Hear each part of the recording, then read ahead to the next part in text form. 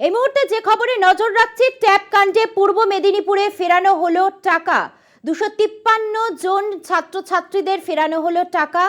5 অভিযুক্তকে 10 দিনের হেফাজতে নেওয়া হলো পূর্ব মেদিনীপুর জেলা পুলিশের।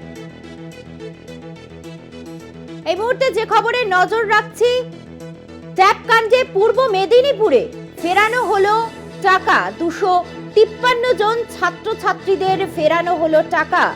5 জন অভিযুক্তকে 10 দিনের হেফাজতে নেওয়া হয়েছে নিয়েছে পূর্ব মেদিনীপুর জেলা পুলিশ। এই মুহূর্তে যে খবরে নজর রাখছি, ট্যাপ কাণ্ডে পূর্ব মেদিনীপুরে ফেরানো হলো টাকা।